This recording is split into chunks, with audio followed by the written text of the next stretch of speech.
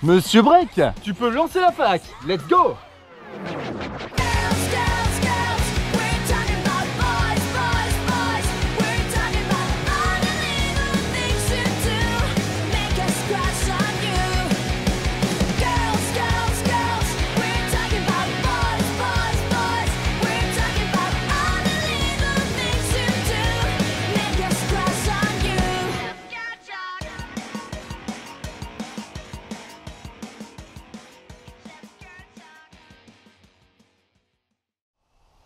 Alors, j'ai pris avec moi vos petites questions que vous m'avez laissées dans les commentaires de la dernière vidéo, la préfac.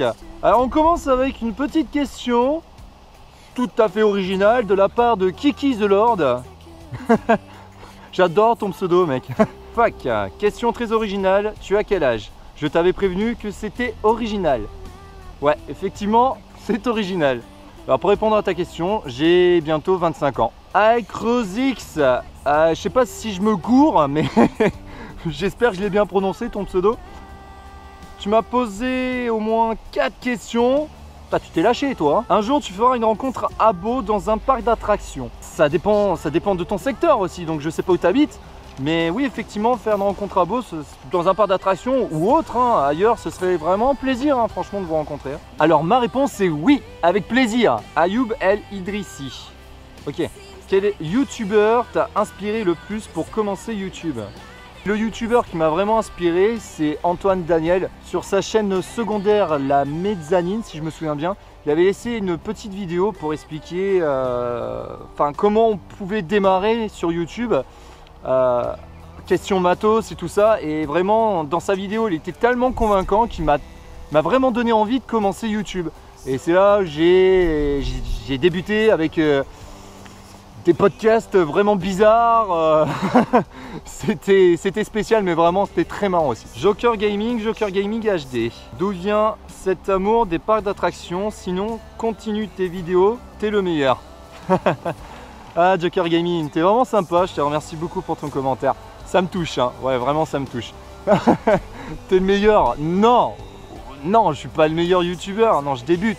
Ça fait un peu plus d'1 an que la chaîne est là, quoi, est présente sur YouTube. Donc non, ouais, je suis pas le meilleur youtubeur, mais si de ton point de vue, je suis le meilleur, ça me fait vraiment plaisir. D'où vient cet amour pour les parcs d'attractions? Pour te dire, au départ, quand j'étais petit, j'ai vraiment pas aimé les parcs d'attractions. Je me rappelle, j'avais raidé, je crois que j'avais même pas 10 ans, avec ma mère, Space Mountain. Donc pour te dire, je sais pas s'il y avait de l'inversion dedans, je me rappelle plus trop. Mais j'avais pas kiffé. Et ça se voit d'ailleurs sur la petite photo souvenir qui est dans ma chambre. Mais ouais, j'avais débuté les petits coasters et tout. J'étais pas trop fan au départ, et au fur et à mesure de rider des attractions, surtout dans les parcs de forain, j'ai commencé à vraiment kiffer ça. Et quand on est allé, quand j'étais plus grand, sur le secteur de Paris, qu'on a fait le parc Astérix, qu'on avait fait Disneyland, bah là je me suis lancé à faire vraiment des coasters qui commençaient à être un petit peu plus lourds. Space Mountain Mission 2, Indiana Jones, bon c'est pas vraiment lourd, hein, il n'y a qu'un loop dedans.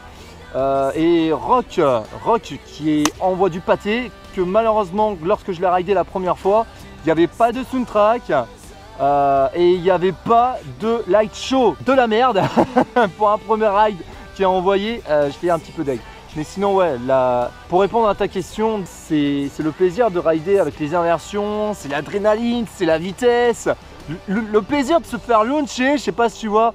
Mais c'est une sensation qu'on ne peut pas avoir partout où on veut, quoi. Donc dans un parc de forain, je sais pas si tu vois, mais tu peux pas forcément avoir un bon coaster qui envoie de la pâtée. Acrosix, encore une question. Quel est ton roller coaster préféré? Question difficile, mais je pourrais te répondre avec un top 3. En troisième place, je dirais Furious Baco, même si c'est je crois le coaster le plus rapide d'Europe. Eh ben j'ai pas trop apprécié le ride. Son layout il est sympa, il est très court heureusement, parce qu'il fait très mal. Ouais, il fait vraiment très mal. Donc, si tu as un petit problème au niveau de tes lombaires, faut vraiment pas le rider. En deuxième place, je mettrai le Dragon Khan. Dragon Khan parce qu'avec toutes ces inversions de malade Cobra Roll, Zero G-Roll. Wow, mais c'est du B-Tech et son dive loop en début de layout, c'est un pur bonheur. Et en première place, évidemment, Shambhala avec de bons airtime, de la bonne vitesse et de la souplesse de ouf. Ouais, comme Dragon Khan quoi, mais franchement, il reste dans mon top en première place. Il n'y a que Port Aventura dans mon top 3 parce que c'est que là-bas que j'ai ridé de vrais coasters qui faisaient vraiment mal dans tous les sens du terme.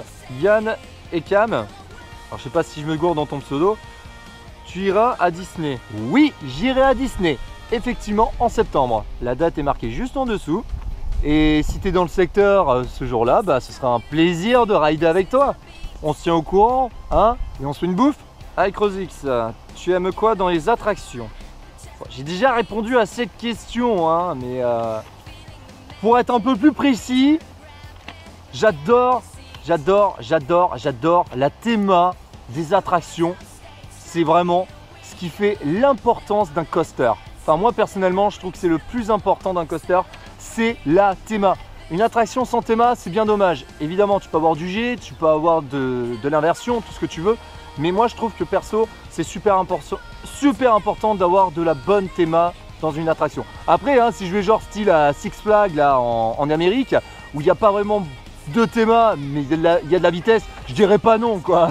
Enfin, tu me proposes d'y aller, je dis pas non, c'est clair. Tu iras à la fête de Monaco. Bah, ça dépend quand. Après, c'est pas très loin de chez moi, ouais. Cédric Joly.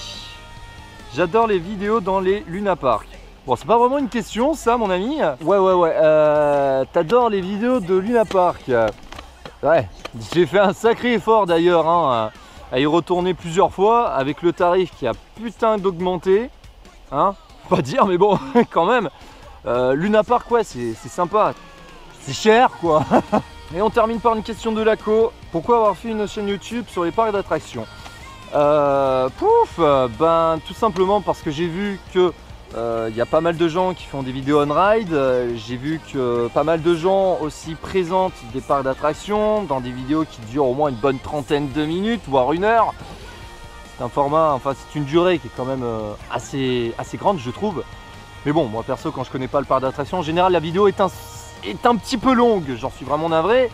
Mais quand je connais pas le parc d'attractions, en général, je fais des vidéos qui sont plus ou moins longues. Bref, je vais revenir sur la question pourquoi tout simplement pour montrer à certaines personnes sur YouTube des parcs d'attractions quand ils n'ont pas forcément les moyens d'y aller, quand ils ont envie de faire passer le temps, quoi. C'est un peu le but de la chaîne, Monsieur Break, c'est la pause, quoi. On a envie de casser un petit peu le moment et de passer un bon petit moment aussi. Donc c'est pour ça que dans certaines vidéos, pas comme Port Aventura, comme Walibi, j'essaie de mettre des petits moments qui vont un peu casser la rythmique des coasters, que ce soit pas que du on-ride, pour que vous puissiez quand même avoir une vidéo assez complète dans l'ensemble et qui soit adaptée pour tous. Bon allez, je vous laisse hein, parce que je suis crevé, hein, ce matin j'ai taffé et j'ai encore le montage et j'ai envie de dormir.